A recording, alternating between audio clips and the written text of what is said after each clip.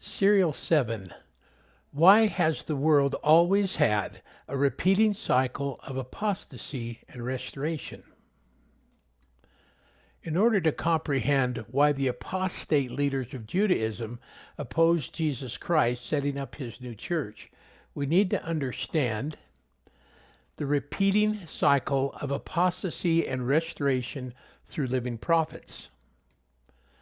When the people fell into apostasy, they abandoned the teachings of God's prophets and replaced them with the false teachings of men. Apostasy and restoration timeline. From the time of Adam to the time of Noah, the people became so wicked that God decided to destroy the earth by flood. God called upon the prophet Noah to build an ark to save his family and also a male and female pair of each of the animals living on earth. From the time of Noah to the time of Abraham, the majority of the world turned to idol worship. So the Lord established his covenant with the righteous prophet Abraham and led him to the promised land of Israel.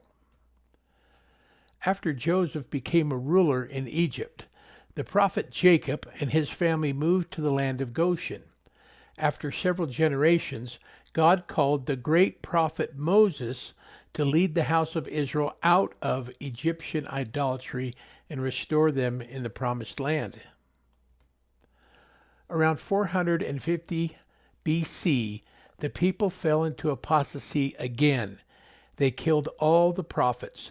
The Old Testament ended with the last prophet Malachi, and Jerusalem was conquered by the Roman Empire about 70 BC. Why did the Old Testament end 450 years before Christ with the death of the last prophet Malachi? Why did the New Testament end in 99 AD with the death of the last prophet and apostle, John the Beloved? Because without living prophets for God to speak with, there was no longer any new word of God to write down. Do you believe that God actually spoke to living prophets in the Old Testament? It is a historical fact that the majority of mankind does not accept living prophets of God while those prophets are alive on the earth. But later, their descendants will revere those same prophets centuries after they have died.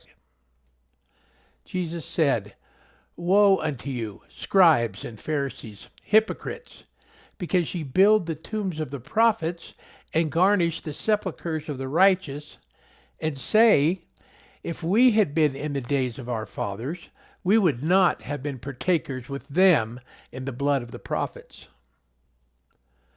Then Jesus prophesied what the people would do to the prophets that he was going to send to them in the future. "Wherefore, behold, I send unto you prophets and wise men and scribes, and some of them ye shall kill and crucify, and some of them ye shall scourge in your synagogues, and persecute them from city to city." Why are the living prophets rejected by most of the people?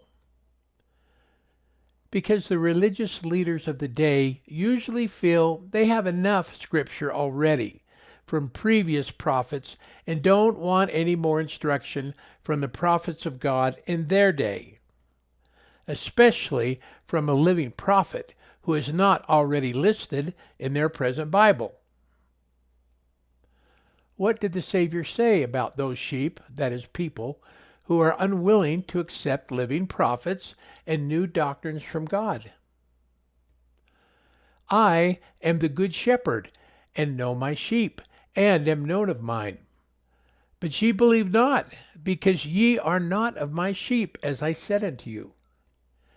My sheep hear my voice, and I know them, and they follow me." The Savior's sheep will gladly hear the new doctrines of living prophets and faithfully follow them. Just as the Savior's works testify of him, his prophets and his sheep will also bring forth good works that prove they are true followers of Jesus Christ. Is your faith strong enough to believe in the living prophets sent by God in your day, even if the majority of your peers reject them? If God is an unchangeable God and has always called living prophets to bring his children back to him, how would he prepare the people for the earthly mission of his own Son, Jesus Christ? He called the living prophet John the Baptist, who was born 6 months earlier than Jesus, with the special mission of preparing the way before the Savior of all mankind. Serial 7 Summary. 1. The world has always had a repeating cycle of apostasy and restoration. 2. Apostasy is when the people abandon God's prophets and choose false teachings. 3. In 450 BC, the Old Testament ended with the death of the last prophet Malachi. 4. In 99 AD, the New Testament ended when the last prophet John the Beloved died. 5. Without living prophets, new revelation from God and new scripture ceases. 6. History proves most of mankind will not accept living prophets in their own day. 7. Jesus said prophets he sent would be killed and persecuted from city to city. 8. Christ's sheep, that is people, accept living prophets he sends and faithfully follows them. To continue, see Serial 8.